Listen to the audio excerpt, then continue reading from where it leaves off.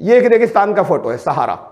दुनिया में बहुत से डेजर्ट और बहुत से रेगिस्तान है, उनमें एक ये है सहारा, अफ्रीका में है, बहुत बड़ा है।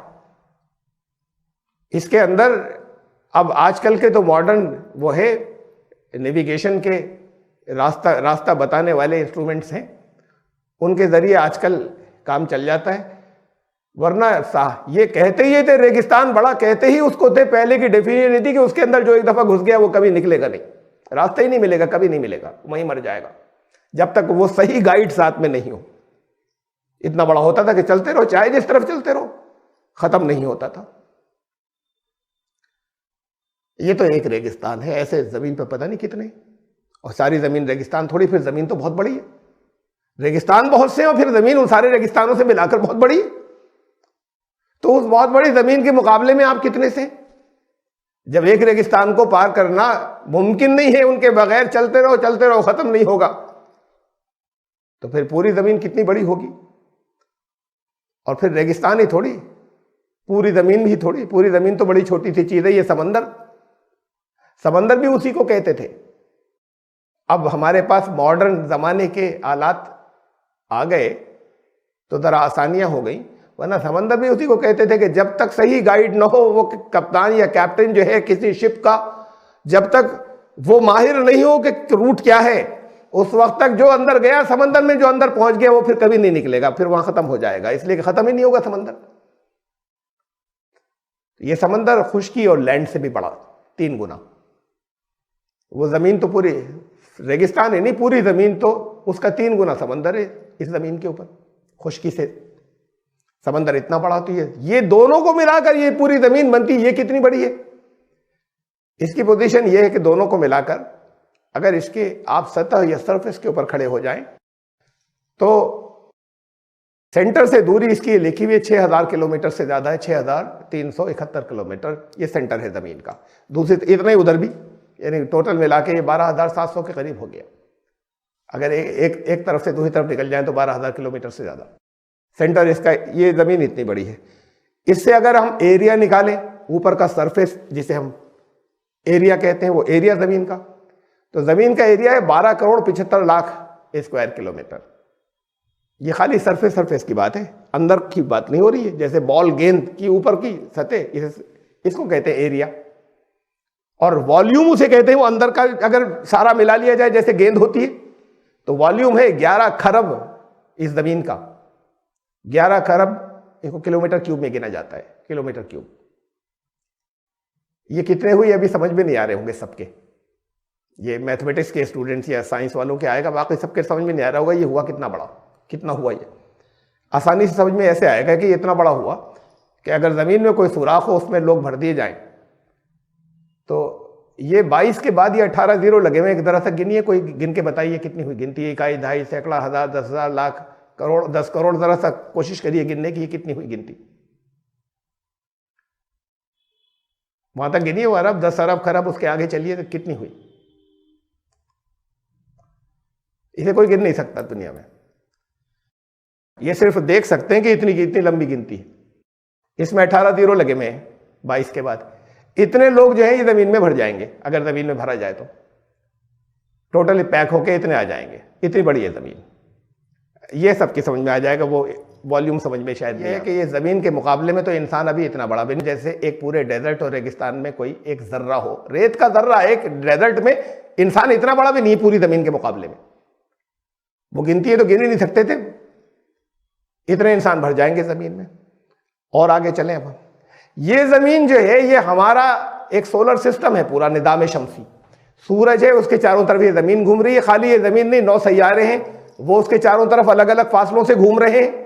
और वो फासला सारा उसको कवर करें कि कितनी दूरी तक जाते हैं सूरज से, कितने घूमते हैं, इस सारे को मिलाकर एक निज़ाम शमसी या एक सोलर सिस्टम या एक सौरमंडल कहते हैं। ये जमीन उसका बहुत छोटा सा हिस्सा है अपने सौरमंडल का। ये तीसरे नंबर पे जमीन है घूमने में, बीच पे सूरज है, और ये नंबर 3 पे जमीन घूम रही, फिर दूसरे सैयारे हैं, दूसरे प्लैनेट। ये आखिर तक का जो घेरा है ये है सौरमंडल पूरा या निज़ाम शमसी हमारा। ये कितना बड़ा है, इस जमीन तो बड़ी छोटी सी है, उसमें जो घूम रही है इसमें बड़े बड़े दिखा दिए गए, तो ये जो दूरी है सेंटर से, सूरज से लेके लास्ट वाला जो हमारा प्लैनेट सैयारा है इस निज़ाम शमसी का या इस सौर मंडल का आखिरी, वो है सेंटर से, सूरज के सेंटर से 75 खरब किलोमीटर पे, और वो 75 खरब किलोमीटर इस साइड में, 75 खरब किलोमीटर दूसरी साइड में। इस सारे को दिया जाए और उसके अंदर भी जैसे वो गेंद एक बन जाए तो अंदर का हिस्सा कितना बड़ा होगा, जमीन का कितना था वो 6700 किलोमीटर। तो फिर ये जो 75 खरब किलोमीटर है इसकी अगर गेंद बनेगी उसमें जमीन कितनी जमीनें आ जाएंगी। ये एक हमारा सोलर सिस्टम है निज़ाम शमसी, उसमें जमीनें कितनी आएंगी, उसमें इतनी जमीनें आएंगी, इसे भी कोई गिन नहीं सकता। ये 1 और 3 के बाद 13 के बाद ये 29 जीरो लगे हुए हैं इसमें, इसको गिनना मुमकिन नहीं है, इसे कोई बोल नहीं सकता कि क्या गिनती हुई। इतने हमारी इतनी जमीनें भर जाएंगी इसके अंदर, ये पूरा अगर निज़ाम शमसी को ले लिया जाए पूरे सोलर सिस्टम को, तो हमारी इतनी जमीनें इसमें समा जाएंगी। इतना बड़ा है ये हमारा ये सौर मंडल, ये हमारा निज़ाम शमसी, हमारा सोलर सिस्टम। लेकिन ये हमारा सोलर सिस्टम भी बड़ी छोटी सी चीज है। ये सोलर सिस्टम अभी तो इतना बड़ा है कि इसके अंदर हमारी जमीन उसके मुकाबले में इतनी छोटी है कि जैसे रेगिस्तान में एक जर्रा भी नहीं हो। ये जमीन, पूरी जमीन इतनी छोटी है हमारे इस निज़ाम शमसी के मुकाबले में।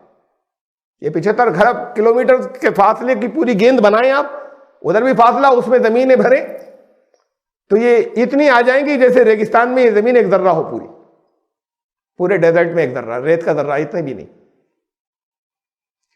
लेकिन ये भी बहुत छोटी चीज है, ये हमारा सोलर सिस्टम।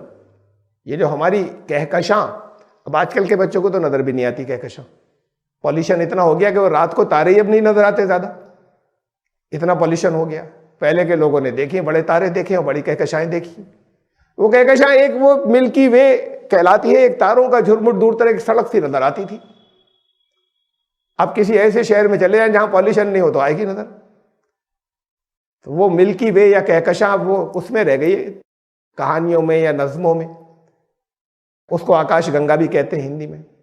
तो वो जो कहकशां है उसके मुकाबले में ये हमारा उसके अंदर है ये सोलर सिस्टम, और उसमें बेपनाह बहुत से खरबों सोलर सिस्टम है उसके अंदर, उस मिल्की वे में, उस कहकशां के अंदर। वो कहकशां जो है, ये जो तारों की सी एक सड़क, और उसको अगर दिया जाए तो उसकी शक्ल जो है वो ऐसी है। और इसमें ये जो आपको ये बादल बादल सही नजर आ रहा है, ये सब सोलर सिस्टम है, सितारे हैं बहुत बड़े बड़े, ये सारे निज़ाम शमसी है इसके अंदर जो भरे पड़े, और इसकी शक्ल एक स्पाइरल की तरह की है ये, और बिल्कुल एक नुक्ते से भी छोटा, जैसे पूरे रेगिस्तान में एक जर्रा, इतना बड़ा ये पूरा हमारा निज़ाम शमसी इस कहकशां के अंदर है। इसमें सेंटर से जरा दूर पर 4 खरब ये सोलर सिस्टम या निज़ाम शमसी हमारी खाली इस कहकशां के अंदर है। 4 खरब, 3 से 4 खरब तक, और बहुत फासले पे एक दूसरे से, और घूम भी रहे हैं, गर्दिश भी कर रहे हैं, चल रहे हैं सब पूरे अपने अपने सिस्टम को लेकर। समझ में नहीं आएगी अकलों के अंदर ये बात है। तो फिर इस कहकशां में हमारे निज़ाम शमसी अगर सोलर सिस्टम वो 75 खरब जो एक तरफ था, वो 75 खरब दूसरी तरफ था, ये अगर ये भरना शुरू करें इस कहकशां के अंदर, तो ये इतने आ जाएंगे, इसको भी नहीं आप गिन सकते। इस कहकशां में इतने हैं, ये इतनी बड़ी है। ऐसे ही है कि इस कहकशां में हमारे सोलर सिस्टम ऐसा भी नहीं जैसे इस पूरे रेगिस्तान के अंदर एक जर्रा हो, इतना बड़ा भी नहीं है हमारा निज़ाम शमसी, हमारा सौर मंडल। लेकिन ये भी बहुत बड़ा नहीं है, ये कहकशां भी बहुत बड़ी नहीं है हमारी इस कायनात में। इस वक्त तक जितनी कायनात हमें नजर आती है, इसे हम मालूम कायनात कहते हैं, जितनी को इंसान देख सका है।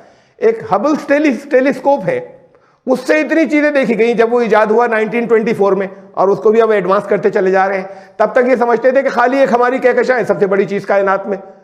हैरान रह गए तब वो जब वो बना कि ये तो अब बढ़ती चली जा रही है और अरबों खरबों हैं। इतने तो वो देख सका है अब तक। तो अभी तक की मालूमात के मुताबिक ये तकरीबन 10 अरब, 3.5-10 अरब से कुछ ज्यादा कहकशाएं जो है वो हमारी मालूम कायनात में, जितनी नॉन यूनिवर्स है, जितनी हमें मालूम है, उसके अंदर 10 खरब से ज्यादा हैं। ये जो तस्वीर है ना, इसमें छोटे छोटे नुक्ते हैं, ये सब कहकशाएं हैं, ये सितारे नहीं है। सितारे भी नहीं है, सौर मंडल भी नहीं है, कहकशाएं हैं, इनमें से हर एक कहकशाएं। तो ये इतनी है मालूम कायनात जितनी हमें इस वक्त मालूम है, ये इतनी बड़ी है। ये भी ऐसी है कि हमारे इस वक्त की नॉन यूनिवर्स या हमारी मालूम कायनात के अंदर हमारी कहकशां इतनी बड़ी भी नहीं है कि जैसे पूरे रेगिस्तान के अंदर एक जर्रा हो। और फिर हमारी जो नॉन यूनिवर्स है ये 14 अरब साल पहले वजूद में आई थी। अभी तक की जो हमारी मालूमात है, रोशनी चलती है 3 लाख किलोमीटर एक सेकंड में। वहां से रोशनी एक सेकंड में 3 लाख किलोमीटर चलती हुई अब पहुंची है हम तक 14 अरब साल के बाद। तब हमें पता चला, जब रोशनी पहुंच जाती है तो मालूम होता है कि फला चीज है। अब भी आगे की चीजें हमारी नजरों के ऊपर आती चली जा रही हैं जो उससे भी पहले चली थी वहां से। 3 लाख किलोमीटर एक सेकंड में, 14 अरब साल के अंदर एक सेकंड में जो 3 लाख, कितना फासला है। वो चीजें जो 14 अरब साल पहले की थी वो नजर आ रही है इस वक्त हमें। आज जो हम कायनात देख सकते हैं, ये भी एक बात नहीं मालूम हुई कि ये कायनात फैल रही है, एक्सपैंड हो रही है। अब कितनी बड़ी हो गई इसका पता ही नहीं है, इसलिए कि इस वक्त तो हम उससे देख सके हैं अपने टेलीस्कोप से जो 14 अरब साल पहले थी। इस वक्त कितनी बड़ी हो गई, ये फैल रही है लगातार, इसके फासले बढ़ रहे हैं एक दूसरे से। उस 14 अरब साल में कितनी फैल गई और कितनी बड़ी हो गई ये कोई सोच ही नहीं सकता। नजर जितनी आ रही है वो 14 अरब साल पुरानी है ये। और ये साइंस ने बताया, कुरान ने कहा था वस्समा बनैना बियदिन व इन्ना लमूसिऊन, हमने अपनी कुदरत से बनाया है इस आसमान को, we are ever expanding it, इसको हम फैलाते चले जा रहे हैं, वसअत देते चले जा रहे हैं। इस वक्त जो प्रेजेंट साइंस के हिसाब से जो हमारे पास जो कायनात हम जिससे देख रहे हैं वो तो 14 अरब साल पहले वाली देख रहे हैं। इस बीच में बहुत एक्सपैंड हो चुकी, कितनी बड़ी है सोच ही नहीं सकते कि अब कितनी बड़ी हो चुकी है वो कितनी फैल चुकी है। असल कायनात के मुकाबले में जितनी हमें इस वक्त नजर आ रही है वो इतनी बड़ी भी नहीं है जैसे रेगिस्तान में एक दर्रा। और असल कायनात क्या चीज है, अभी तो ये जो पहला आसमान है ना उसकी हद नहीं मिल रही, और कुरान कह रहा है 7 आसमान। ये पहले आसमान की लिमिट नहीं आ पा रही है, अभी हद किधर है। ये जो हमें सितारे तैयारे और ये कहकशाएं सब नजर आती है, कुरान कह रहा है ये सब पहले आसमान के अंदर है।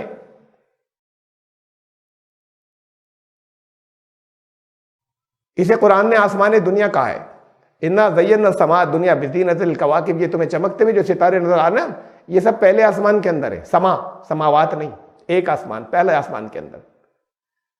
तो अभी जब तो साइंस पहले आसमान की आखिरी लिमिट तक नहीं पहुंची, तो फिर दूसरा, तीसरा, चौथा, तो फिर सातों आसमान, ये तो फिर उसके बाद की बात है। पहले की लिमिट तक तो पहुंचो। साइंस वाला कोई अगर कहे साहब 7 नहीं होते, अरे तुम अभी इसकी लिमिट तक पहुंचो, वो पहला है, उसके बाद तुम्हें मालूम होगा कि होते या नहीं होते।